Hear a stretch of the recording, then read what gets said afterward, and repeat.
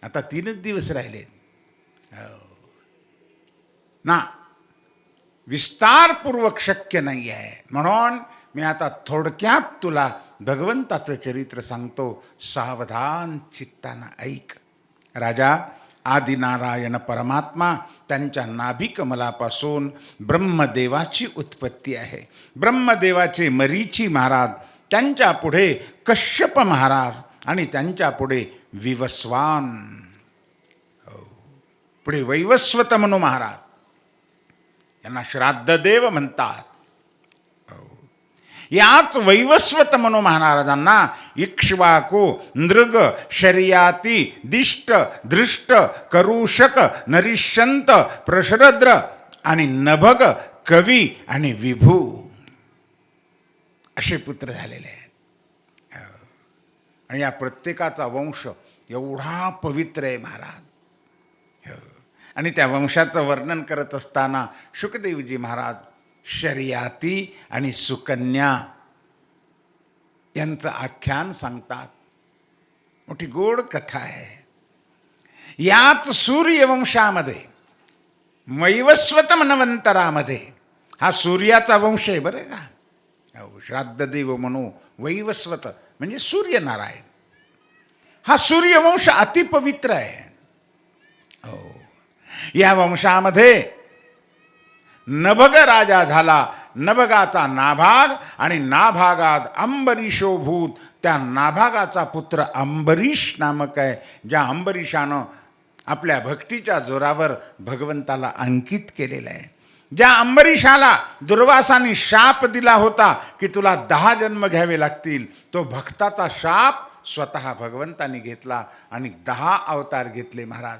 ओम मच्छाय नमः, ओम कूर्माय नमः, ओम वराहाय नमः, ओम नारसिंहाय नमः, ओम वामनाय नमः, ओम परशुरामाय नमः, ओम श्रीरामाय नमः, ओम श्रीकृष्णाय नमः, ओम बौद्धाय नमः, ओम कल्किने नमः. 10 देवताभ्यो नमः. हे 10 अवतार अंबरीश राजा करता भगवंताने स्वतः स्वीकारलेत महाराज. माझ्या भक्ताला गर्भवास नको, मी घेतो तो शाप. एवढा मोठा अंबरीश राजा. अंबरीश राजाचं गोड चरित्र 9 स्कंदात वर्णन केलं आहे. अंबरीश राजाचं व्रत होतं एकादशीचं व्रत, कोणी त्याला द्वादशीचं म्हणतात. हे एकादशीचं व्रत म्हणजे 3 दिवस चालायचं बरं का. दशमीला एक भुक्त राहत होता, एकादशीला निराहार राहायचं महाराज, आणि द्वादशीला पुन्हा साधन द्वादशी एक भुक्त. काय दिव्य व्रत होतं. आम्ही सुद्धा एकादशीचं व्रत करतो, पण आमची एकादशी म्हणजे 3 दिवसाची दिवाळीच असते बरं का. दशमीच्या रात्री 11:15 वाजता लोक जेवण करून घेतात. उद्या एकादशी लागते आता आणि जेवायचं नाही, आधीच जेवून घ्या. रात्री 12 वाजता. कोण्या गाढवानं सांगितलं रे तुला रात्री 12 वाजता एकादशी लागते म्हणून? गुरुवारला. काय मूर्खपणा आहे महाराज आमचा. आम्हाला आमचं शास्त्र कळना, धर्म कळना, परंपरा कळना. अरे त्या ख्रिश्चन लोकांसारखं आम्ही रात्री 12 वाजले की दिवस बदलला. मग मूर्ख आहे ना. हिंदू धर्माप्रमाणे, आमच्या पद्धतीप्रमाणे जर पाहिलं तर उदयाम वदयात दिनहा, सूर्योदयापासून सूर्योदयापर्यंत दिवस असतो महाराज. रात्री 12 वाजता ख्रिश्चन लोकांचा दिवस बदलतो. तुमचा आमचा दिवस सूर्योदयापासून धरतात. पण आज आम्ही एवढे मूर्ख बनलोत. त्या ख्रिश्चनाचं एवढं सगळं घेतलंय. काय दुर्दैव आहे महाराज. आज महिना कोणता आहे म्हणून जर विचारलं तर आमचा मराठी महिना कोणी सांगणार नाही बरं का. इंग्रजीच महिना सगळ्यांना माहिती आहे, जानेवारी म्हणतात. आज तिथी काय आहे सांगा, तर भारतीय तिथी सांगता येणार नाही आहे की आज द्वादशी आहे, पौष शुक्ल द्वादशी, नाही सांगता येणार. तारीख सांगतो आम्ही. म्हणजे ख्रिश्चनाचं किती वेळ आमच्या डोक्यावर बसलंय पहा. आम्ही आमचा धर्म सोडला, आमचे ग्रंथ सोडले, आमच्या परंपरा सोडल्या, आमची तारीख सोडली, आमचे वार सोडले, आमचं सगळंच सोडलं, ख्रिश्चनाचंच घेऊन बसलोत आम्ही. दुर्दैव आहे महाराज. असो, एकादशीचं व्रत रात्री 12 वाजता सुटत नाही बरं का. पण आता काही लोक करतात 11:30 पावणे 12 वाजता जेवून घेतात. दशमीच्या दिवशी घरून आग्रह चाललेला, अहो उद्या एकादशी आहे, उद्या काही खायचं नाही, घ्या अजून थोडं, घ्या अजून थोडं. म्हणजे दसरीला आग्रह करू करू खातो. आणि एकादशीच्या दिवशी तर विचारूच नका महाराज. ती उसळ काय, खीर काय, साबुदाणा काय, भगर काय, राजगिरा काय, शेंगदाणे. त्या शेंगदाण्यामध्ये पुन्हा भाजलेले शेंगदाणे, उकडलेले शेंगदाणे, तळलेले शेंगदाणे, कुटलेले शेंगदाणे, गूळ लावलेले शेंगदाणे, लाडू. काय ते किती खातो आम्ही. ते बटाट्याची चिप्स निराळे, पापड निराळे, थालपिठं निराळे, दशम्या निराळ्यात. आता तर काही निघाले महाराज. आम्ही नागपूरला एकदा भागवत कथेला गेलो होतो. एका भक्तानी बोलावलं म्हणून घरी गेल्यानंतर त्याने तर चक्क आम्हाला अनारशीच दिली फराळाला. अहो मी म्हटली एकादशी नाही म्हणे महाराज, ही एकादशीचीच अनारशी. आता गुलाबजाम एकादशीचे. काय एकादशीला कितीही खात राहतो महाराज. एरवी जेवढं खात नाही तेवढं आम्ही खातो. आणि वरून म्हणतात सुद्धा लोक, महाराज तुमच्या शास्त्रात लिहिलंय की गाढवासारखं चर पण एकादशी कर म्हणे. वा रे वा, कुठलं शास्त्र आहे होय गाढवासारखं चर. खातच राहतो आम्ही. याला एकादशी म्हणावं का हो ना.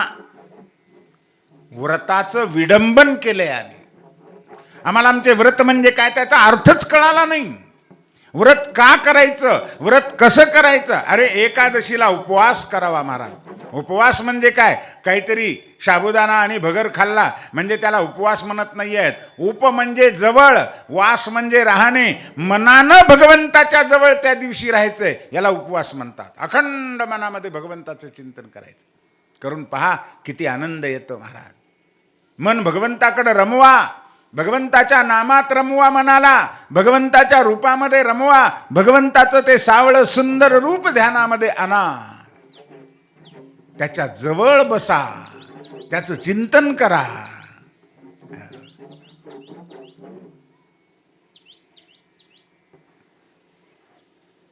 त्याला उपवास म्हणतात. असो, आमचं एकादशी म्हणजे 3 दिवसाची दिवाळी. पण अंबरीश राजाचं असं नव्हतं महाराज. काय अंबरीश राजाचं व्रत आहे, 24 तास भगवंताच्या भजनामध्ये राहतोय. दुर्वास येतात, सगळ्यांना कथा माहिती आहे. श्रीकृष्ण गोविंद हरे मुरारे, नाथ नारायण वासुदेव. श्री कृष्ण गोविंद हरे मुरारे, हे नाथ नारायण वासुदेव. अंबरीश राजाचं मोठं पवित्र चरित्र शुकदेवजी सांगतात. याच सूर्यवंशामध्ये सगर नावाचा राजा होऊन गेला महाराज. सगर म्हणजे, या सगर राजाच्या वडिलांना संततीच होत नाही. अनेक लग्न केले, संतती होत नाही. पण भगवंताच्या कृपेनं त्यानं यज्ञ केला. भगवंताची कृपा झाली, गुरु महाराजांचे आशीर्वाद लाभले आणि प्रसाद मिळाला यज्ञनारायणाचा. त्याने आपल्या राणीला दिला. ती राणी गरोदर राहिली. आता तिला मुलगा होणार, मुलगा होणार, मुलगा होणार. राजा तिचं कोड कौतुक करू लागला. बाकीच्या सगळ्या सवती जळू लागल्या तिच्यावर. हिला पुत्र झाला की हिलाच विचारणार, आम्हाला विचारणारच नाही, आम्हाला बोलणारच नाही राजा. म्हणून सवती मत्सर करू लागल्या. आणि शेवटी या सवतीनी तिला मुलगा होऊ नये, झाला तरी तो मरावा म्हणून अन्नामध्ये विष कालवून तिला खायला दिलं महाराज. पण प्रभूचा प्रसाद होता महाराज. तो काही साधारण नव्हता. त्या विषामुळं ते पोटातलं बालक तर मेलं नाहीच नाही, पण जन्मत आला त्या विषाला घेऊन ते जन्माला आलं. गर म्हणजे विष आणि सगर म्हणजे विषासगट. त्याचा जन्म झाला म्हणून त्याचं नाव सगर असं ठेवलेलं आहे. या सगर राजानं संततीचा सागरच केला महाराज. या सगर राजाला 60,000 पुत्र होते म्हणे. पृथ्वीचा सम्राट राजा आहे, महान तपस्वी आहे, पराक्रमी आहे, शूर वीर आहे. पृथ्वी तलावर याला शत्रूच नाही आहे, अजिंक्य राजा. हा सगर राजा एकदा अश्वमेध यज्ञ करायचा ठरवला आणि घोडा पूजा करून सोडली. अश्वमेध यज्ञ म्हणजे घोडा सोडायचा आणि तो जिथे जाईल तो प्रदेश जिंकून घ्यायचा. कोणी जर घोडा अडवला तर त्याच्याबरोबर युद्ध करून त्याला पराभूत करायचं. असा हा अश्वमेध यज्ञ करण्याकरता घोडा सोडला. तेव्हा तो घोडा निघाला असताना त्याच्या रक्षणाकरता 60,000 पुत्र पाठवलेत महाराज मागं सगर राजानं. आणि एवढी सेना घेऊन तो घोडा पृथ्वी तलावर फिरत फिरत फिरत निघाला असताना इंद्राला वाटलं की राजानं जर अश्वमेध यज्ञ केला तर आपलं इंद्रपद घेईल. म्हणून सगळे झोपले असताना चोरून देवराज इंद्राने तो अश्व उचलला आणि गंगासागर संगम जिथे आहे ना तिथे कपिल भगवंताच्या आश्रमात नेऊन बांधला तो घोडा. भगवान कपिल ध्यान लावून बसलेले आहेत, समाधी लागलेली आहे, त्यांना काही भान नाही. कोण आलं कोण गेलं, घोडा आणला काय आणि कोणी बांधला काय, काही पत्ता नाही आहे. हे समाधी लावून बसलेले आहेत. आणि देवराज इंद्राने तो घोडा चोरून आणला, कपिलांच्या आश्रमात बांधून टाकला आणि इंद्रराज निघून गेले. आता त्या घोड्याचा शोध घेत घेत घेत जेव्हा हे सगरपुत्र 60,000 सगरपुत्र जेव्हा आणि फिरत फिरत फिरत सगळ्या पृथ्वी तळावर फिरता फिरता फिरता भगवान कपिलांच्या आश्रमात आले आणि पाहतात तर काय, घोडा इथे आहे. अरे, ज्या अर्थी या आश्रमात घोडा आहे त्या अर्थी याच महात्म्यानं आणलेला आहे, यानंच चोरून आणला आहे. आणि वर चोर तर चोर आणि पुन्हा शिरजोर म्हणतात, डोळे झाकून समाधी लावून बसलाय, ढोंग करतोय. हां, याला साधू म्हणावा? आमचा घोडा चोरला, चोरून इथं आणला आणि पुन्हा अजून ध्यान करायला बसलेला आहे, ढोंगी आहे. अरे धरा, मारा, पकडा याला. संतापले ती सगरपुत्र महाराज. कपिल भगवान म्हणजे शांतीचे ब्रह्म आहेत. नाथ महाराजासारखं त्यांचं स्वरूप आहे महाराज. त्यांना काही माहिती नाही घोडा कोणी आणलाय आणि कोण. अरे ते तर समाधी मग्न आहेत, देहाचं भानच नाही आहे, समाधी लागलेली आहे. पण एखाद्या ब्रह्मनिष्ठ महात्म्याचा जर अपमान केला, साधूचा जर अपमान केला, त्या साधूचं काही वाकडं होत नाही बरं का, आपलाच विनाश होतो महाराज. जेव्हा सगरपुत्र संतापले आणि अदवा तद्वा बोलू लागले आणि महात्मा कपिलांचा अपमान करतात, तेव्हा त्या पापाच्या योगानं अग्नी प्रगट झाला आणि सगळे सगरपुत्र जळून राख झाले महाराज. काही ठिकाणी असं म्हटलेलं आहे की कपिलाने डोळे उघडले, क्रोध आला आणि त्या क्रोधरूपी अग्नीनं ते सगळे जळून गेले. काही ठिकाणी वर्णन आहे कपिलाने शाप दिला, पण आमचे संत वर्णन करतात कपिल शांती ब्रह्म आहेत, नाथ महाराजासारखे आहेत. अरे कितीही काही अपराध करा, कधीच रागवत नाहीत. कपिल ज्ञानाचे सागर आहेत. कपिल भगवान शांती ब्रह्म आहेत. नाथ महाराजांना राग आणावा म्हणून कितीतरी लोकांनी प्रयत्न केला महाराज, किती प्रयत्न केले. एकदा नाथ महाराज गंगेहून स्नान करून येत होते म्हणे. एक मुसलमान वाटेतच बसलेला होता, पान खाल्लं आणि पचकन अंगावर थुंकला. त्याला म्हटलं राग येईल महाराजाला. नाथ महाराज काही बोलत नाहीत, परत जातात, गंगा स्नान करून पुन्हा परत येतात, पुन्हा तोच प्रकार, पुन्हा परत जातात, पुन्हा तोच प्रकार, पुन्हा परत जातात. अनेक वेळा असं झाल्यानंतर शेवटी तो मुसलमानच थकला आणि महाराजांचे पाय धरले, शरण आला, चुकलो महाराज, माफ करो. तेव्हा महाराज म्हणतात, बाबा तू चुकला नाही आहेस आणि तुला माफ करायची गरज नाही, उलट तुझे माझ्यावर अनंत उपकार आहेत. आज द्वादशीचा पर्वकाळ आहे आणि महान पर्वकाळावर आज 108 गंगास्नान मला घडले, तुझ्यामुळं घडले. याला म्हणतात शांती ब्रह्म. खरं पाहिलं तर नाथाने क्रुद्ध होऊन जर डोळा उघडला असता, नुसतं पाहिलं असतं तर जागच्या जागी तो जळून राख झाला असता. तर नाही, नाथ महाराज क्रोध कधीच करत नाहीत. अहो, एक गावात ब्राह्मण आला म्हणे, त्याच्या मुलीचं लग्न होतं आणि गरीब दरिद्री, पैसा नव्हता. म्हणून गावातल्या काही ब्राह्मणाला म्हणाला की अहो माझ्या पोरीचं लग्न आहे, मला काही पैसा द्या. तेव्हा ते ब्राह्मण टवाळखोर होते बरं का. ते म्हणाले आम्ही तुला पैसा देतो, तुझ्या लग्नाला लागेल तेवढा पैसा देतो, पण एक काम करायचं तू. ते म्हणे काय करायचं? काही नाही, नाथ महाराजांना क्रोध आणायचा. हो, नाथ महाराज रागावले की आम्ही तुला लागेल तेवढा, लाख नाही 2 लाख पैसे देतो. आणि नाथांना क्रोध आणण्याकरता तो ब्राह्मण नाथांच्या घरी पंक्तीला बसला असताना नाथांची पत्नी गिरिजा माय तिचं नाव आहे बरं का, आणि ती जेवायला वाढू लागलेली आहे. आणि जेवायला वाढता वाढता ते अशी वाकल्याबरोबर या ब्राह्मणाने विचार केला, नाथाला राग आणायचा आहे ना, मग काय करावं? जास्तीत जास्त कनक आणि कांता या दोन्हीहूनच भांडणं होतात. खून मारामाऱ्या बायको करता आणि धना करता सत्य करताच होतात महाराज. त्यातल्या त्यात स्त्रीवरून भांडणं जास्त. अहो रामायण घडलं स्त्रीवरून, महाभारत घडलं स्त्रीवरून, आणि त्या स्त्रीचीच जर छेड काढली तर नाथ महाराजांना नक्की राग येईल. म्हणून तो पंक्तीत बसलेला वाढू लागलेल्या गिरिजामाय अशा वाकल्या की लागलीच तो ब्राह्मण उठला की टुनकून उडी मारून गिरिजामाईच्या पाठीवरच बसला, पटकोळी बसला. किती राग यावा हो. धडधडीत दिवसा सगळ्यांच्या देखत आपल्या बायकोच्या पाठकोळी बसतो हा. बरं काही लहान लेकरू नाही, धटिंग नाही चांगला एवढा मोठा. किती संतापावं नाथ महाराजांनी. पण नाथ महाराज म्हणतात नाही गिरिजे, पाठीवर ब्राह्मण बसलाय बरं, पडल तर त्याच्या हातपायाला लागल, पडू देऊ नकोस त्याला, नीट सांभाळून घे.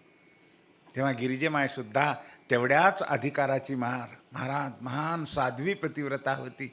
गिरिजामाय म्हणते स्वामी चिंता करू नका, रोज मी ना माझ्या हरिपंडिताला पाठीवर घेऊन जेवायला वाढते, मला अभ्यास आहे. हरिपंडित म्हणजे गिरिजामाईचं पोरग आहे, नाथांचं पोरग आहे. त्या पोराला पाठीवर घेऊन मी रोज जेवायला वाढते, तसंच हे माझं पोरग आहे, मी वाढते, त्याला पडू देत नाही, तुम्ही चिंता करू नका.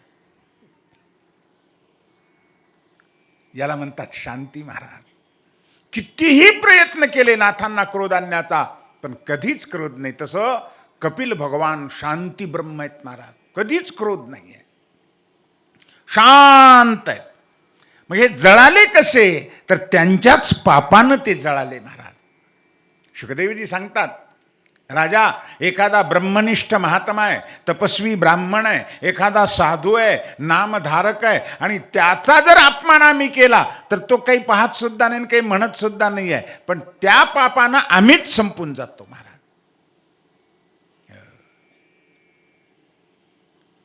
आमचं चतुर्वेदेश्वर धाम जिथे आहे ना, तिथून 1-1.5 किलोमीटर अंतरावर सावरगाव म्हणून गाव आहे बरं का. तिथलेच लोक सांगतात कथा. सावरगाव म्हणजे आशिया खंडात व्यापार पेठ होती महाराज मोठी. आत्तासुद्धा जुन्या वेशी जर पाहिल्या तर किती मोठं गाव होतं याची कल्पना येते. तिथे मोत्याचा व्यापार चालायचा, जगामध्ये मोती जायची तिथून महाराज, एवढा मोठं गाव.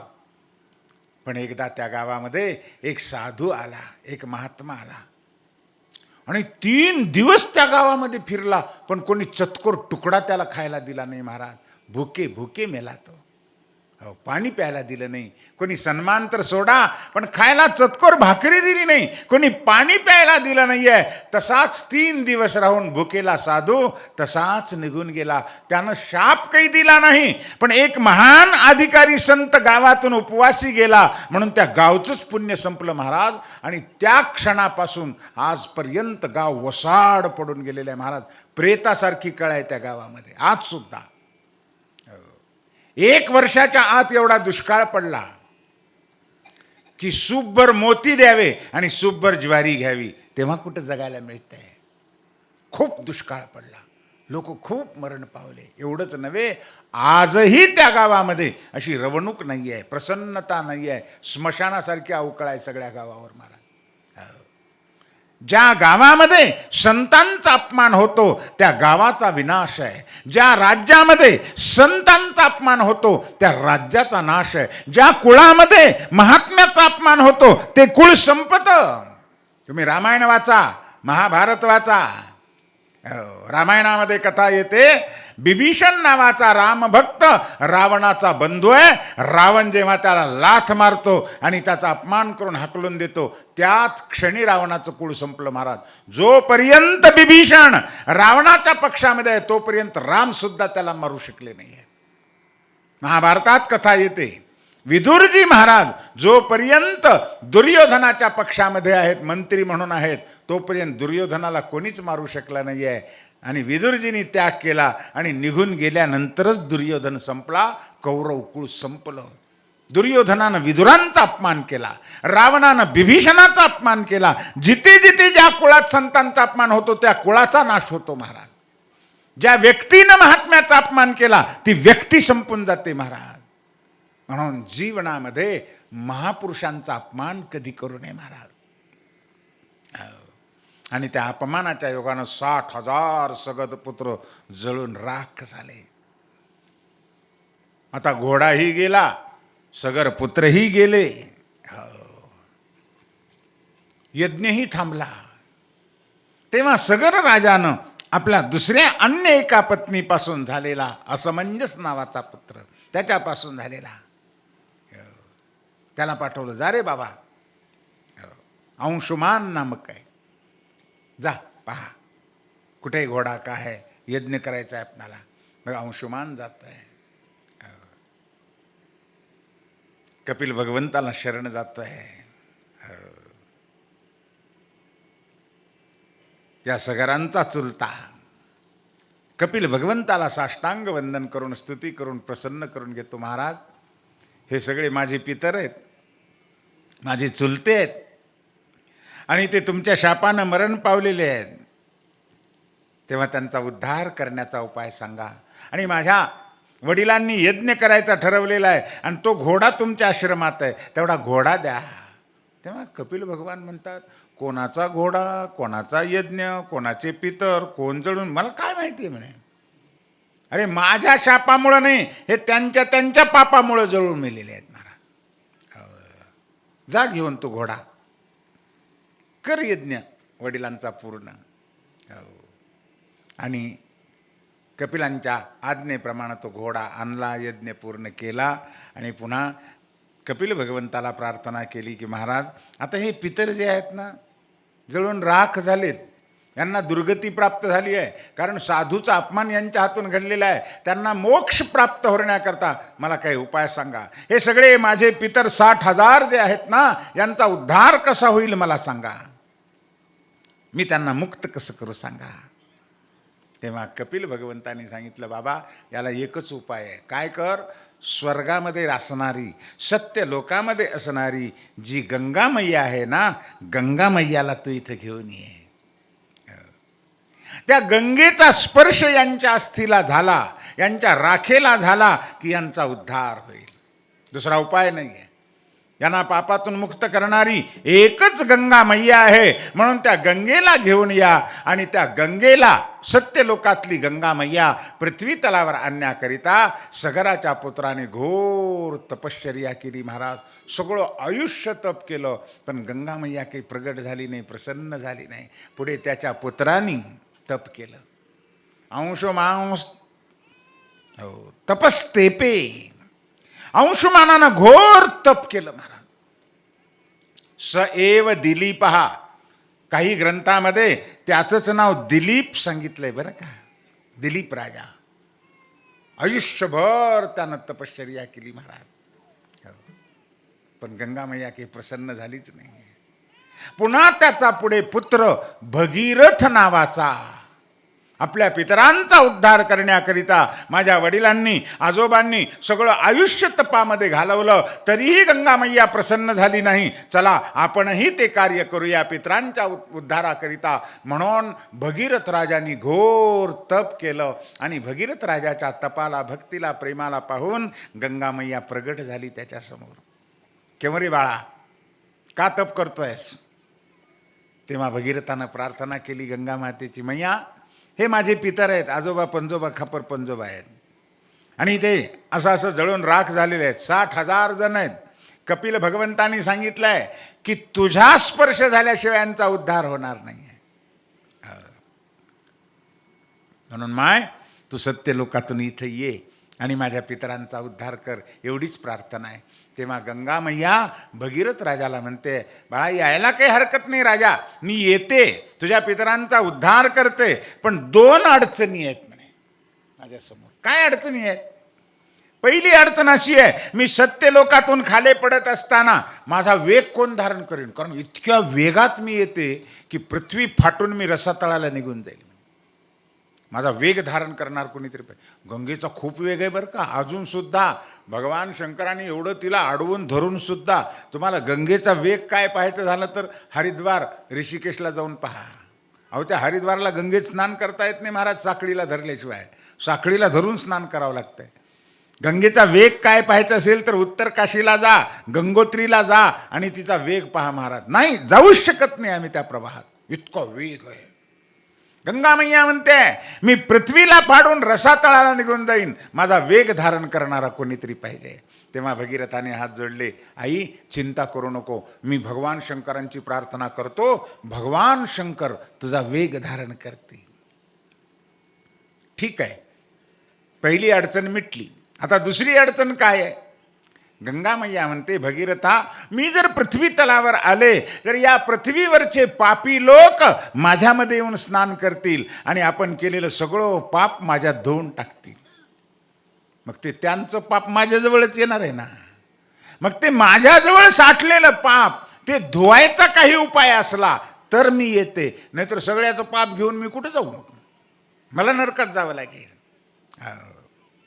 तेव्हा जगाचं पाप हरण केलेलं ते गाठोडं माझ्याजवळ राहील पापाचं, आणि ते माझं पाप जाळण्याचं सामर्थ्य किंवा साधन पृथ्वी तलावर जर काही असेल तर मी येते, नाहीतर येणार नाही. तेव्हा भगीरथ राजांनी हात जोडले आणि प्रार्थना करतोय, गंगा मैया ते सुद्धा आहे साधन माझ्या पृथ्वी तलावर, चिंता करू नकोस.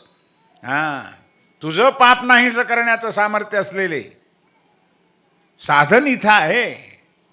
काय साधन आहे? भगीरथ राजा सांगतो, आई तू चिंता करू नकोस. माय गंगे, साधवो न्याशिन शांताः ब्रह्मिष्ठा लोक पावना हरंत्यगम तेंग संगात तेश्वास्ते ह्यगभिद्धरी. आई गंगे, साधवा, माझ्या पृथ्वी तलावर असे अनेक साधू आहेत, महात्मे आहेत महाराज. कोण साधू कोणत्या रूपात कसा राहील काही सांगता येत नाही बरं का. साधूचे अनेक प्रकार आहेत महाराज.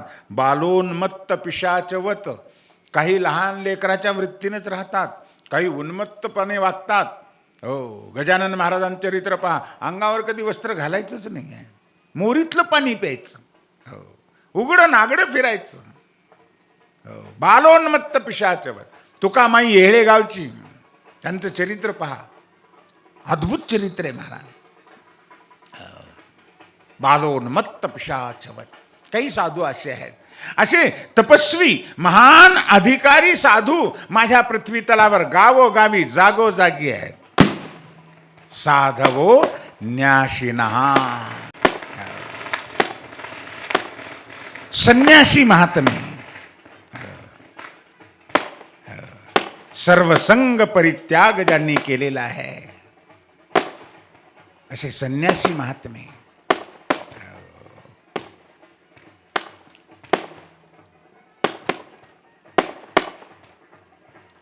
शांताः ब्रह्मिष्ठाः लोकपावनाः.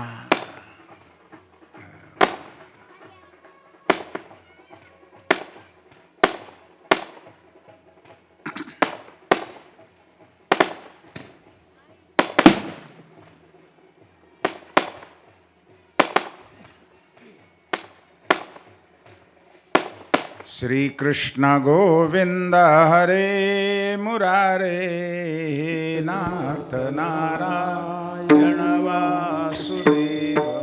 श्री कृष्ण गोविंद हरे मुरारे, हे नाथ नारायण वासुदेव.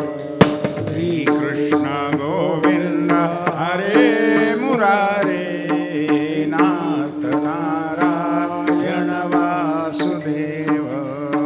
कृष्ण गोविंद हरे मुरारे, हे नाथ नारायण वासुदेव. हे नाथ नारायण वासुदेव, हे नाथ नारायण वासुदेव. हे नाथ नारायण वासुदेव, हे नाथ नारायण वासुदेव. हे नाथ नारायण वासुदेव, हे नाथ नारायण वासुदेव. हे नाथ नारायण वासुदेव, हे नाथ नारायण वासुदेव. श्री कृष्ण गोविंद हरे मुरारे,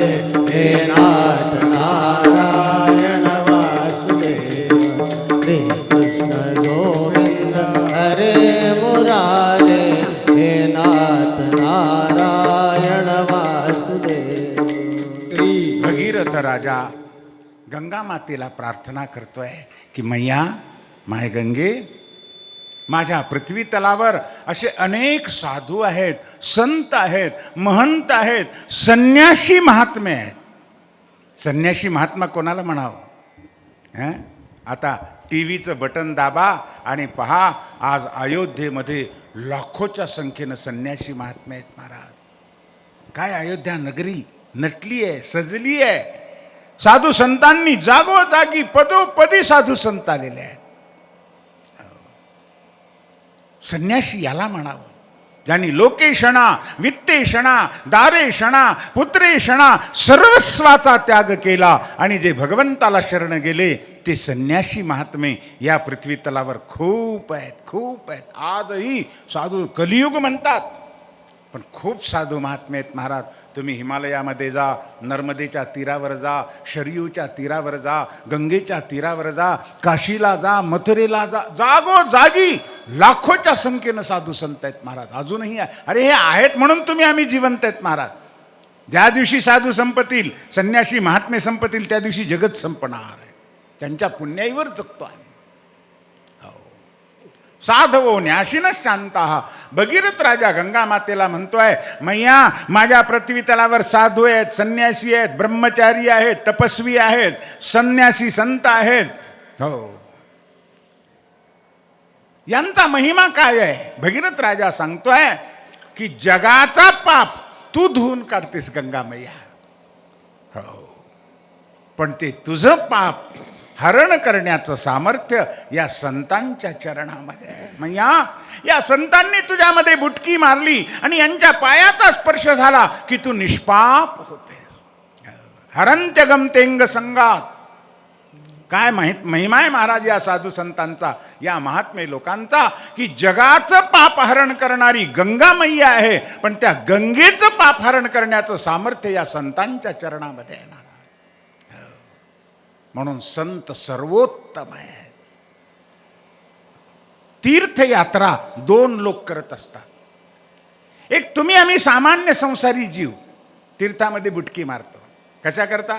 आपलं पाप जळावं आणि आपण पवित्र व्हावं, पाप नाश होण्याकरता. आणि साधू संत ही तीर्थयात्रा करतात. आज अयोध्येमध्ये हजारोच्या संख्येनं साधू शरयूमध्ये स्नान करत आहेत, गंगेमध्ये स्नान करत आहेत, हजारोच्या संख्येनं. हे साधू संत का स्नान करतात? तुम्ही आम्ही आपलं पाप नाही व्हावं. या साधू संताजवळ पाप आहे का? त्यांना पाप धुवायचं का म्हणून गंगा स्नान करतात का? ना, ते स्वतःचं पाप धुण्याकरता गंगा स्नान करत नाही आहेत, तर त्या गंगेचं पाप धुण्याकरता गंगा स्नान करतात. कारण संतांच्या चरणाचा स्पर्श झाला की तीर्थ पवित्र होतात. भागवतकार सांगतात, तीर्थी कुर्वंती तीर्थानी. तीर्थाला तीर्थत्व साधूंच्या स्पर्शामुळे येतं. म्हणून गंगामाय तू चिंता करू नकोस, ये. आणि अशा प्रकारे प्रार्थना केल्यानंतर भगीरथाच्या प्रयत्नानं गंगा मैया आली. राजा पुढे पुढे, मागे मागे गंगा मैया. आणि त्या पितरांचा जिथे राखेचा ढीग पडलेला होता, अस्थीचा ढीग पडला होता, तिथे गंगा मैयाला आणलेला आहे. आणि गंगेचा स्पर्श होता क्षणी सगराचे पुत्र, भगीरथाचे पितर सगळे मुक्त झाले महाराज. शुकाचार्य सांगतात, राजा मेल्यानंतर आमच्या अस्थीला जर गंगेचा स्पर्श झाला तर आम्हाला मोक्ष प्राप्ती आहे. मग जिवंतपणे आम्ही श्रद्धेनं जाऊन जर गंगा स्नान केलं तर मोक्ष का मिळणार नाही? निश्चित मिळतो महाराज. म्हणून आयुष्यामध्ये एक वेळ तरी गंगा स्नान करा. आयुष्यात एक वेळ तरी यमुनेचं स्नान करा, एक वेळ तरी नर्मदेचं स्नान करा, एक वेळ तरी गोदावरीचं स्नान करा, आयुष्यात एक वेळ तरी चंद्रभागेचं स्नान करा, कृष्णा, वेणी, कावेरी एक वेळ तरी स्नान करा. ह्या भारतीय महानद्या अत्यंत पवित्र आहेत महाराज. तीर्थस्नान केलंच पाहिजे. गंगा मैयाचा महिमा अगाध आहे. मेल्यानंतर आमच्या अस्थीला जर स्पर्श झाला तर मोक्ष प्राप्ती आहे. मग जिवंतपणे आम्हाला पापमुक्त का करणार नाही आहेत? अहो, गंगेला जाऊन स्नान केल्यानंतर पापाचा नाश होईल यात नवल नाही आहे. तुम्ही जिथे कुठे असाल, 500 कोस दूर आहेत गंगेपासून, आणि तिथे आहात, तिथे स्नान करताना नुसतं गंगेचं स्मरण करा, तुम्ही पापमुक्त होता. शास्त्र सांगतंय गंगा गंगेति यो ब्रूयात योजनानां शतैरपि मुच्यते सर्व पापेभ्यो विष्णुलोकं सगच्छति. वाणीनं नुसतं गंगे हर गंगे हर गंगे हर स्नान करताना म्हणा, पापाचा नाश आहे. शास्त्र सांगतंय, आमचे संत सुद्धा सांगतात. नामदेवराय एका ठिकाणी म्हणतात, संतांचं वचन आहे, वाचे वदता गंगा गंगा सकळ पापे जाती भंगा. वाणीनं नुसतं गंगे हर गंगे हर गंगे हर म्हणा, सगळे पाप जळून राख होतात महाराज. अशी ही गंगा मैया अत्यंत पवित्र आहे आणि ती भगीरथ राजानं आणली म्हणून तिला भागीरथी म्हणतात. जगाच्या पाठीवर अनेक नद्या आहेत, पण आमच्या भारतातल्या गंगेसारखी पवित्र नदीच कोणती नाही महाराज. आजच्या विज्ञानाने सुद्धा, वैज्ञानिकांनी सुद्धा संशोधन केलेलं आहे आणि ती गंगा भरून ठेवली, कितीही वर्ष ठेवा, तिच्यात किडे मकोडे जीवजंतू होत नाहीत महाराज. गंगाजलामध्ये अशी एक ताकद आहे, आरोग्य देणारी, रोगाचा नाश करणारी, पाप नाश करणारी ही गंगा मैया आहे. धन्य आहे गंगा मैया. जगाचं पाप हरण करणारी गंगा मैया भगीरथानं आणली म्हणून तिचं नाव भागीरथी आहे. त्या भगीरथांचं चरित्र वर्णन केलेलं आहे. पितरांचा उद्धार केला, यज्ञाचं समापन केलं आणि याच वंशामध्ये रघु नावाचा राजा झाला, ज्या रघुमुळे या वंशाला रघुवंश म्हणतात. रघुमुळे रामाला राघव हे नाव आलं. रघुवंश अत्यंत पवित्र आहे महाराज. याच वंशात दिलीप राजा झाला, ज्यानं संतती प्राप्त होण्याकरिता वशिष्ठ महाराजांच्या आज्ञेवरून गोमातेची सेवा केली, कामधेनूची सेवा केली आणि गोमातेच्या प्रसादानं त्याला संतती प्राप्त झाली आणि ती संतती म्हणजे रघुराजा आहे. दिलीप राजाचं चरित्र, रघुराजांचं चरित्र, या वंशामध्ये महान महान अशा प्रकारचे अधिकारी महापुरुष, पृथ्वीचे सम्राट राजे सूर्यवंशामध्ये अवतरलेले आहेत महाराज. याच रघुच्या वंशामध्ये खट्वांग नावाचा राजा. खट्वांगात दीर्घबाहुश्च रघुस्तस्मात् पृथुश्रवाः अजस्ततो महाराजस् तस्मात् दशरथो भवत. शुकदेवजी सांगतात, राजन, हा खट्वांग राजा एक मुहूर्त फक्त आयुष्य शिल्लक राहिले कळालं होतं महाराज. फक्त एक मुहूर्त म्हणजे 2.5 घटिका, की त्याच क्षणी सर्वस्वाचा त्याग करून तो मुक्त झाला. तो खट्वांग राजा या सूर्यवंशात अवतरलेला आहे. त्या खट्वांगाचा पुत्र पुढे दीर्घबाहू. आनंद रामायणामध्ये या दीर्घबाहूलाच दिलीप राजा असं म्हटलेलं आहे महाराज. दीर्घबाहू आणि त्याचा पुढे रघु महाराज. दिलीपाचा पुत्र रघु, रघुच्या पुत्राचं नाव अज महाराज. अजाचा पुत्र दशरथ महाराज आणि दशरथाच्या पुढे 4 पुत्र जन्माला आलेले आहेत. साक्षात ब्रह्ममयो हरिही, प्रत्यक्ष परमात्म्याचं मूर्तिमंत रूप म्हणजे भगवान श्रीराम दशरथजी महाराजांच्या पोटी जन्माला आलेले आहे. 4 रूपानं या ठिकाणी जणू का हे 4 पुरुषार्थच आहेत. धर्म, अर्थ, काम, मोक्ष हे 4 पुरुषार्थ जणू या 4 रूपानं प्रगट झालेले आहेत.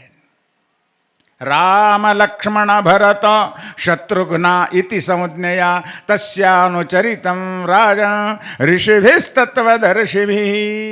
हे राजन, राम, लक्ष्मण, भरत आणि शत्रुघ्न या 4 रूपानं पूर्ण ब्रह्म परमात्मा प्रगटलेला आहे. राम अवतार भगवान श्रीराम म्हणजे तुमच्या आमच्यासारखा नुसता हाडामांसाचा गोळा नाही आहे बरं का. पंचमहाभूतात्मक हा देह असं नाही आहे, सच्चिदानंद रूप आहे. रामो विग्रहवान धर्म, मूर्तिमंत धर्माचा अवतार म्हणजे भगवान श्रीराम आहे. अवताराचे अनेक प्रकार आमच्या भारतीय सनातन हिंदू धर्मामध्ये अवताराचे अनेक प्रकार सांगितलेले आहेत महाराज. अंश अवतार आहे, अंशांश अवतार आहे, आवेश अवतार आहे, क्रोधावतार आहे, कपटावतार आहे, पूर्ण अवतार आहे, परिपूर्ण अवतार आहे, पूर्णतम अवतार आहे. भगवान श्रीराम आणि भगवान श्रीकृष्ण हे पूर्ण ब्रह्म अवतार आहेत महाराज, पूर्ण अवतार आहेत. बाकी मत्स्य, कूर्म, वराह हे अंश अवतार आहेत. नरसिंह भगवान आवेश अवतार आहे, परशुराम भगवान क्रोधावतार आहे, वामन भगवान कपटावतार आहे, भगवान श्रीकृष्ण प्रेमावतार, भगवान श्रीराम धर्मावतार, भगवान शंकर करुणावतार. आपण रोज म्हणतो की नाही, कर्पूर गौरम करुणावतारम. भगवान शंकर करुणावतार आहेत, भगवान श्रीकृष्ण प्रेमावतार, भगवान श्रीराम धर्मावतार.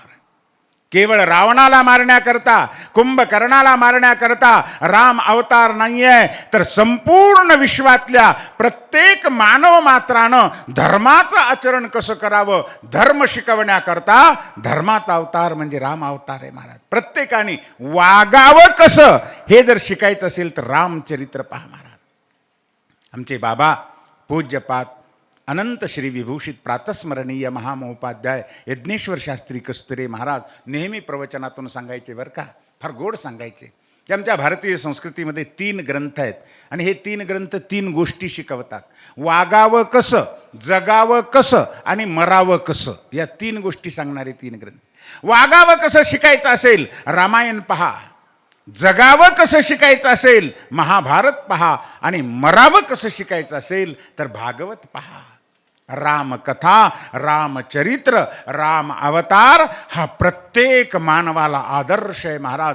तुम्ही कोणाच्याही कथा ऐका, तुम्ही कोणाचीही पूजा करा, तुम्ही कोणाचंही ध्यान करा, पण आचरण मात्र रामासारखं करावं तर जीवन कृतार्थ आहे महाराज.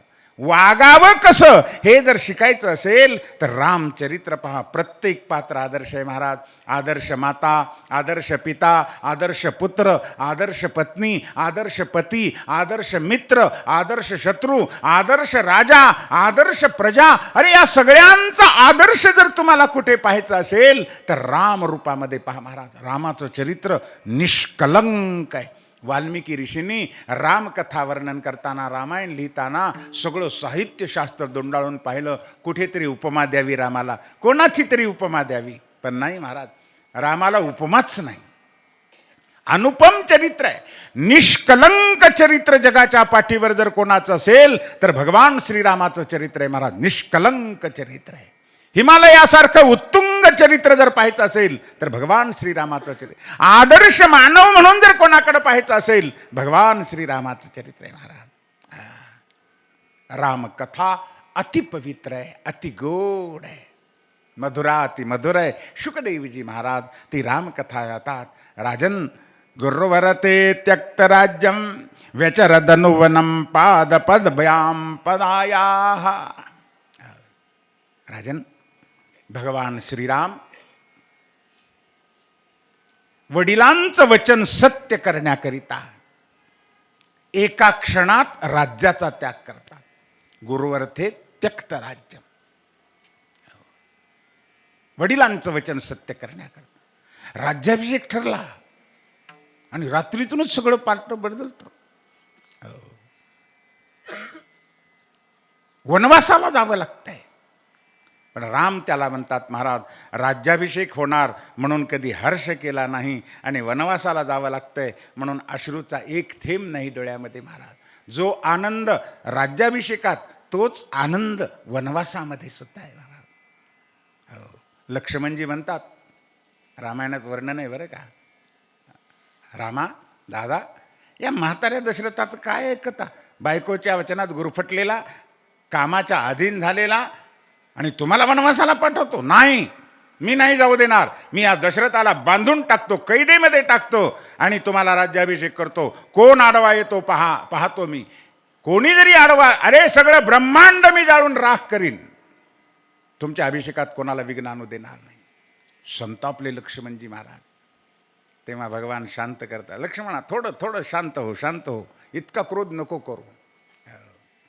अरे वडिलांच्या वचनाकरिता या अयोध्येचं राज्यच काय घेऊन बसलास लक्ष्मणा.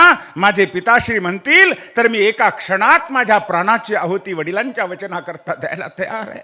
मी माझ्या वडिलांच्या सुखाकरता मी विषपान करीन, मी अग्नीमध्ये उडी घेईन, मी सर्वस्वाचा त्याग, प्राणाचा त्याग करीन माझ्या वडिलांच्या सुखाकरता. माझ्या आईवडिलांचं सुख हे माझ्या जीवनाचं अंतिम ध्येय आहे महाराज. मला जन्मात येऊन काही मिळवायचं नाहीये, माझ्या आईवडिलांचं सुख हेच माझ्या जीवनाचं ध्येय आहे. लक्ष्मणा असं बोलू नकोस. की वडिलांना कैदेत टाकावं आणि राज्यकार. मग त्या औरंगजेबामध्ये आणि आमच्यामध्ये काय फरक राहिला हो? औरंग्या सुद्धा ज्यानं प्रत्यक्ष जन्म दिलेल्या बापाला कैद केलं महाराज राज्याच्या स्वार्थापायी. सख्या भावाचा शिरच्छेद केला आणि ते मुंडकं घेतलं भावाचं एका ताटलीमध्ये आणि झाकून बापाला सप्रेम भेट म्हणून पाठवली. काय वाटलं असेल त्या बापाला? मग त्या संस्कृतीत आणि आमच्यात काय फरक राहिला? मग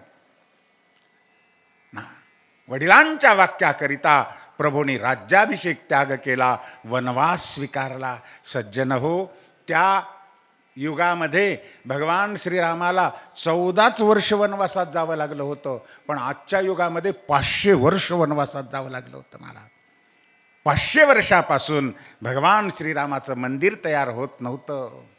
कितीतरी लोकांनी आपलं बलिदान दिलं, प्राण समर्पण केले, रक्ताचे सडे वाहिले महाराज. तिथे रक्ताचे पाठच्या पाठ वाहिले.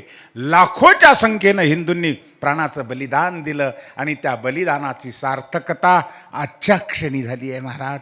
आपलं केवढं भाग्य आहे सगळ्यांचं. आज दुपारी 12:30 वाजता आणि भव्य दिव्य अशा त्या राम मंदिरामध्ये शरयूच्या तीरावर अयोध्येमध्ये भगवान श्रीरामांची पुनःप्रतिष्ठा झाली, प्राणप्रतिष्ठा झालेली आहे. हे आपलं भाग्य आहे. असो, 14 वर्ष वनवास स्वीकारला. वनामध्ये गेले असताना अनेक दुष्टांचा निपात केला. रावण येतो आहे, भगवती सीतादेवीला चोरून नेतो आहे. मग हनुमानजीचे द्वारा सुग्रीवाशी सख्य केलं आणि वानरसेना घेऊन भगवान समुद्रावर सेतू बांधतात आणि सेतूवरून लंकेला जातात. रावणाशी युद्ध करतात. रावणाचा निपात केला. कुंभकर्ण आणि रावण कुळासकट संपवले आणि विभीषणाची सत्ता स्थापन केली महाराज. एक दुष्ट सत्ता उलटून टाकली आणि सात्विक नीतिमान राजाची सत्ता निर्माण केली. वालीचा वध केला आणि सुग्रीवाचं राज्य निर्माण केलं. किष्किंधेचं राज्य सुग्रीवाला दिलं. असो, रावणाला संपवून सीतादेवीला घेऊन येतात. भरतजी महाराज चरणी पादुका चढवतात. आमच्या संतांनी वर्णन केलंय, झाले रामराज्य आता, काय उने आमाशी, धरणी धरी पिक गायी ओळल्या म्हशी, राम वेळोवेळा आम्ही गाऊ उविये, दळीता कांडिता जेविता गे बाईये, राम वेळोवेळा आम्ही गाऊ उविये. आदर्श राम राज्य निर्माण केलं महाराज. भगवान श्रीरामासारखं राज्य इतिहासामध्ये एकमेव उदाहरण देण्यालायक आदर्श राज्य पद्धती जर कोणाची असेल तर भगवान श्रीरामाची आहे महाराज. आजकालचे पुढारी लोक सुद्धा, गांधीजी सुद्धा म्हणायचे की आम्हाला रामराज्य आणायचं आहे. रामराज्य हे आदर्श राज्य आहे, हे धर्माधिष्ठित राज्य आहे. धर्म हा सगळ्यात महत्वाचा आहे महाराज. धनापेक्षा धर्म श्रेष्ठ आहे, प्राणापेक्षा धर्म श्रेष्ठ आहे. कारण अंतकाळी प्राण सुद्धा आम्हाला सोडून जातात, पण धर्म सोडत नाही. धर्म आमच्या बरोबर येतो महाराज. धर्मानुगो गच्छति जीव एका. म्हणून धर्म प्राणापेक्षा श्रेष्ठ आहे आणि तो धर्म कसा आचरावा हे दाखवण्याकरता आदर्श रामकथा आहे महाराज. अवतारामध्ये राम अवतार आणि कृष्ण अवताराची तुलना संतांनी केलेली आहे. पूज्यपाद अनंत श्री विभूषित या युगातले शुकावतार श्री डोंगरीजी महाराज नेहमी सांगायचे बरं का, रामचरित्र अनुकरणीय आहे तर कृष्ण चरित्र चिंतनीय आहे.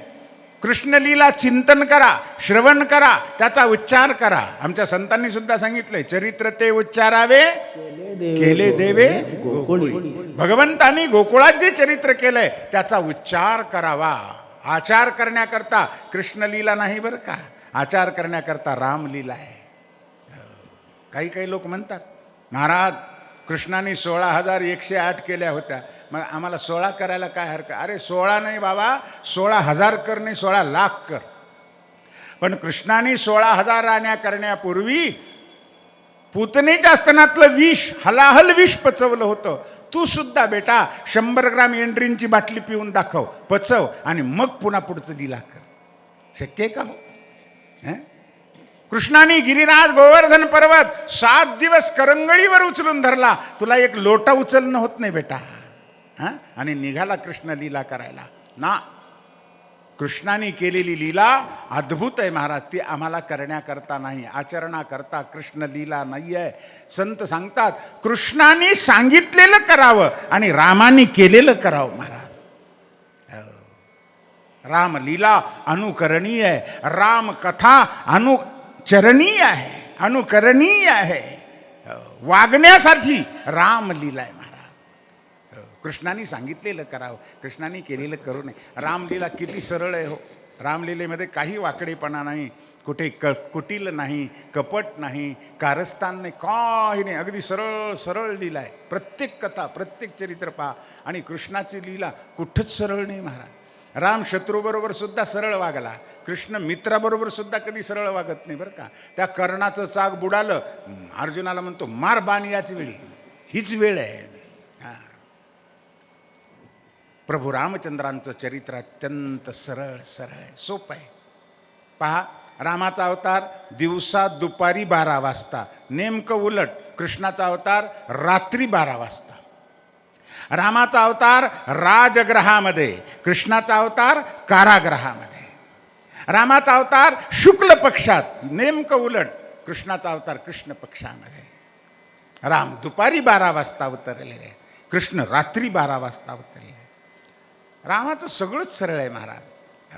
राम उभं जरी राहिला सरळ उभा राहतो, कृष्ण कधीतरी सरळ उभा राहतो का? हां, बाके बिहारी लाल की जय. बाका म्हणजे वाकडा आहे बरं. एकाच ठिकाणी का 3 ठिकाणी, पायात वाकडा, कमरेत वाकडा आणि पुन्हा मानेत वाकडा. म्हणून आमच्या संतांनी वर्णन केले त्रिभंगी देहुडा म्हटलंय. त्रिभंगी, 3 ठिकाणी वाकडा. राम उभं राहिला तरी सरळ उभा राहतो, कृष्ण कधी सरळ उभा राहत नाही. राम वागला सरळ, कृष्ण कधीच सरळ वागत नाही.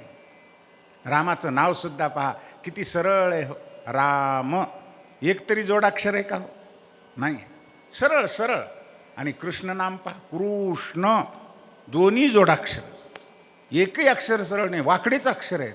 नुसते अक्षरच वाकडे नाहीत, ते अक्षर उच्चारण्याकरता आम्हाला तोंडसुद्धा वाकडं करावं लागते तर उच्चारता येते कृष्ण.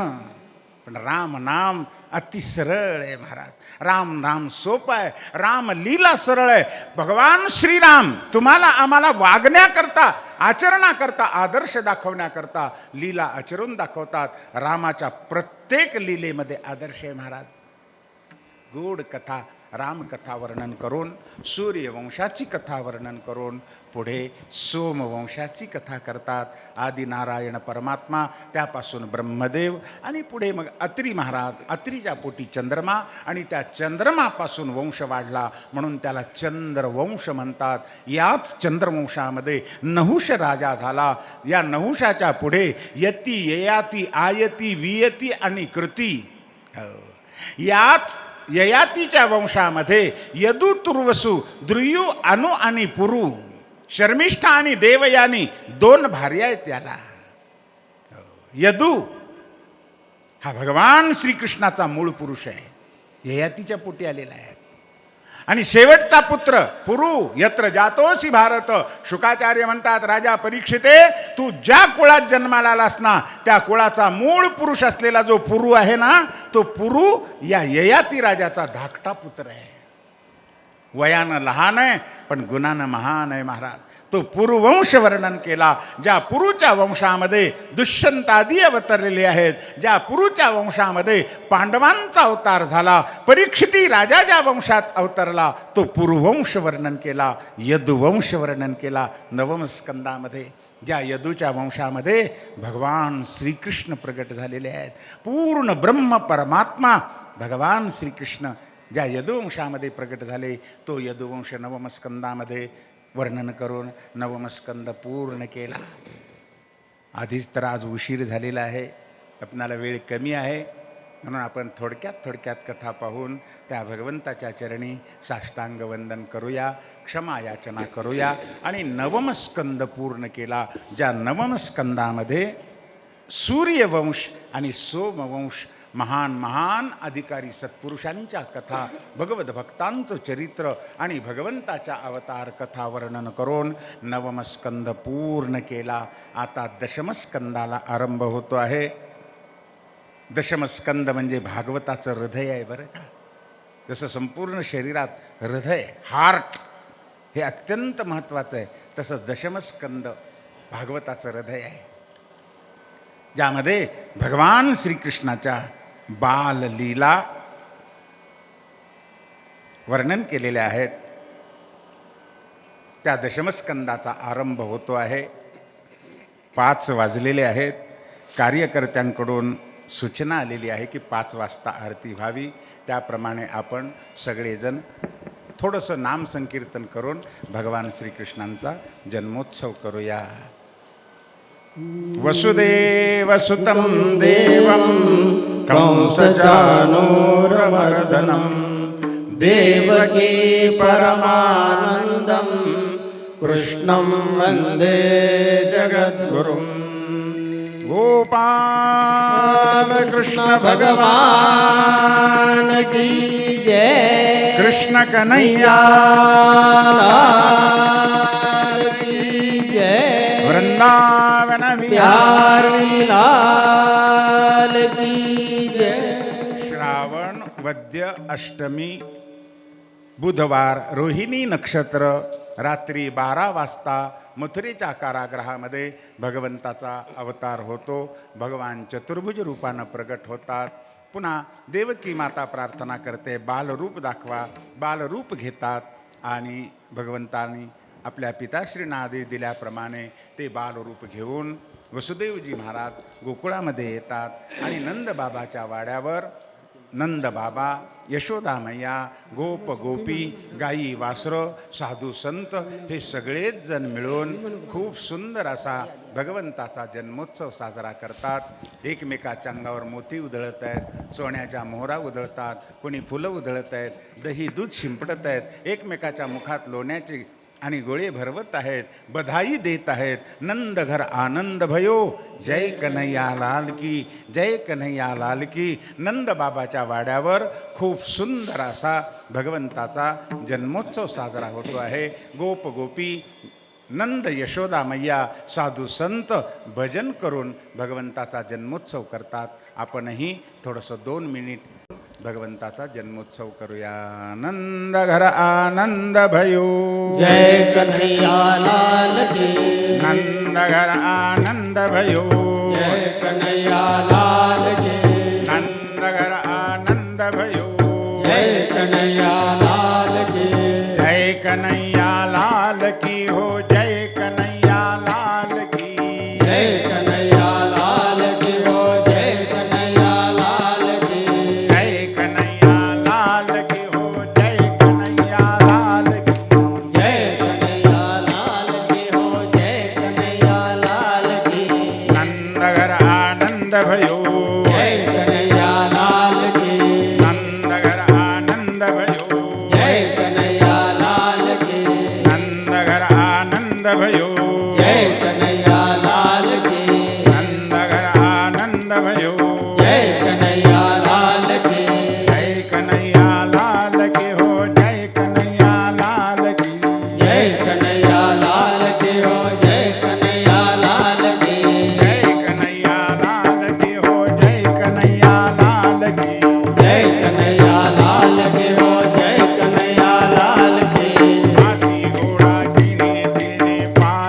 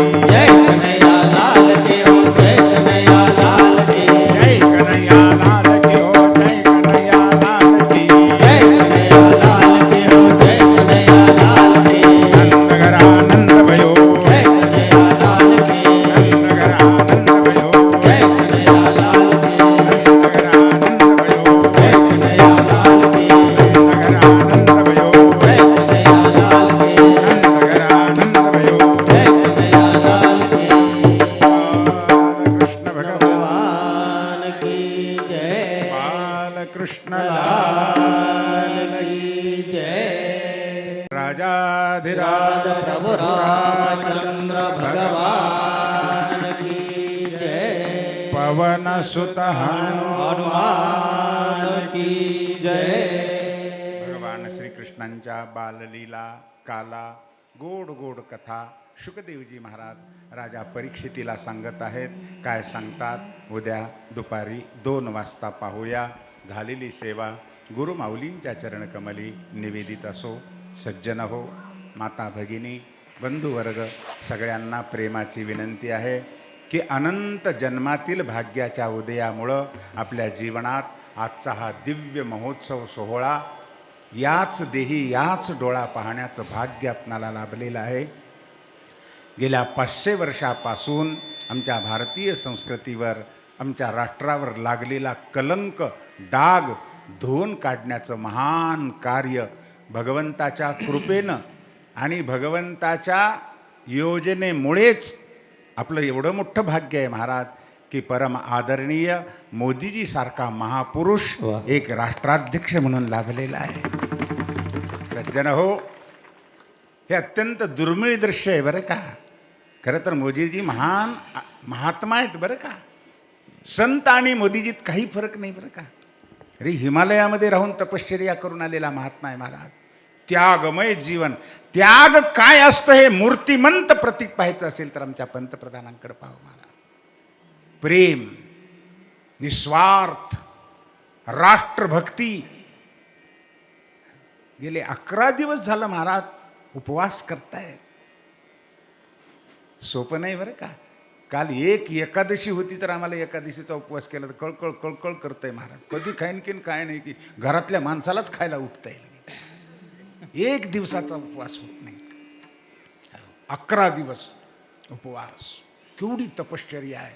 साधू संतांच्या बद्दल केवढा आदर आहे महाराज.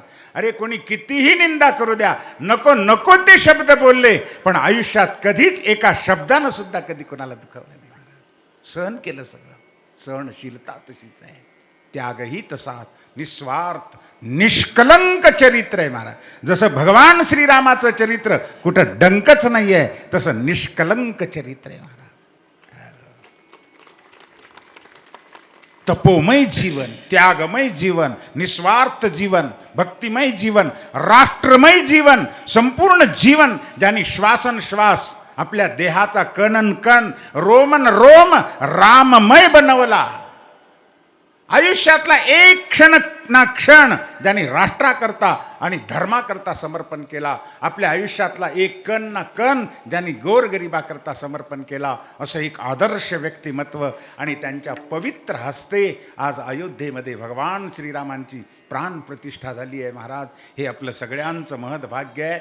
आपण नक्की आज तर सगळ्यांना जाणं शक्यच नाही आहे, म्हणून जेव्हा केव्हा वेळ मिळेल त्यावेळी जरूर एकदा अयोध्येला जा आणि भगवान श्रीरामाचं दर्शन घ्या. शरयू मैयाचं स्नान करा. हो, इतके दिवस हे घडत नव्हतं. आम्हाला दर्शन मिळत नव्हतं. टेंटमध्ये भगवान श्रीराम बसलेले होते. आम्ही कारसेवेला गेलेलो आहेत महाराज.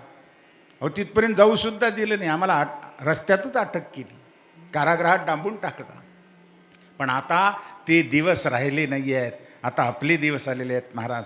धर्माचे दिवस आलेले आहेत. राष्ट्रभक्तांचे दिवस आलेले आहेत. म्हणून प्रत्येकाने अयोध्येला जा. एकदा तरी शरीयचं स्नान करा. एकदा त्या रामललांच्या चरणावर मस्तक ठेवा आणि आपलं जीवन कृतार्थ करा. सज्जन हो, काही लाख लोकांनी प्राणाची आहुती दिली या कार्याकरता आणि आज ते कार्य सफल होत आहे. आज स्वर्गामध्ये बसून ज्यांनी प्राण दिलेले आहेत त्या महात्म्या लोकांचं हृदय किती आनंदानं भरून येत असेल. ते प्रेमाश्रू ढाळत असतील. आम्ही दिलेलं बलिदान सफल झालं. आज त्यांना कृतार्थता वाटत असेल आणि खरंच आपण कृतार्थ आहोत की तो क्षण या डोळ्यानं पाहायला मिळालेला आहे. मला सांगायला आनंद वाटतो की पुढे 20 जून ते 30 जून या कालावधीमध्ये अयोध्या नगरीमध्ये रामकथेचं आयोजन आमच्या भक्तांनी केलेलं आहे. ज्यांना त्यावेळी यायचं असेल त्यांनी जरूर यावं बरं का. असो, झालेली सेवा गुरुमाऊलींच्या चरणी कमली, भगवान श्रीरामांच्या चरण कमली, त्या अयोध्याधीश अयोध्याधिपती धर्मावतार प्रभू रामचंद्रांच्या चरणकमली समर्पण करून वाणीला विराम देतो. आज आपल्या सभामंडपामध्ये या ज्ञानयज्ञामध्ये आपल्या सर्वांचे लाडके नेते, ज्यांनी राष्ट्राकरिता धर्माकरिता आदर्श घालून दिलेला आहे, अशा थोर थोर पुरुषांचा आदर्श पुढे चालवून धर्मकार्यही करतात, समाजसेवाही करतात, राष्ट्रभक्तीही करतात, असे आपले सगळ्यांचे लाडके नेते धर्मप्रेमी श्री अभिमन्यूजी पवार साहेब यांचं आगमन झालेलं आहे.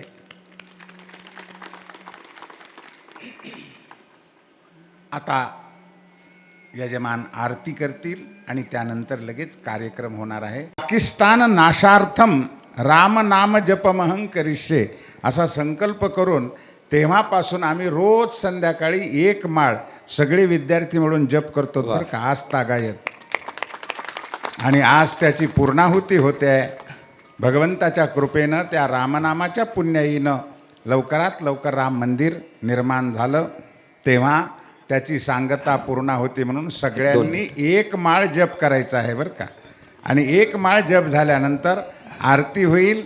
तेव्हा आरतीपूर्वी आणि नामस्मरणापूर्वी पुन्हा एकदा आपण सगळेच जण मिळून हृदयातून प्रेमानं आनंदानं आपल्या भारताच्या पंतप्रधानांचं अभिनंदन करूया टाळ्या वाजवून. राम जय जय राम, श्रीराम जय राम जय जय राम, श्रीराम जय राम जय जय राम, श्रीराम जय राम जय जय राम, श्रीराम जय राम जय जय राम,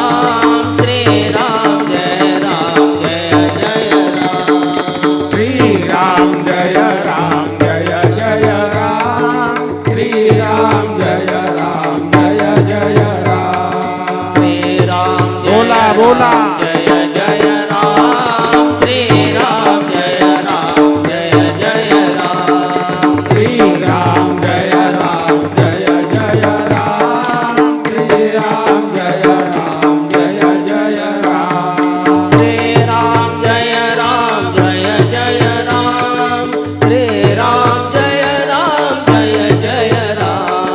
श्रीराम जय राम जय जय राम, श्रीराम जय राम जय जय राम, श्रीराम जय राम जय जय राम, श्रीराम जय राम जय जय राम, श्रीराम जय राम जय जय राम, श्रीराम जय राम जय जय राम, श्रीराम जय राम जय जय राम, श्रीराम जय राम जय जय राम, श्रीराम जय राम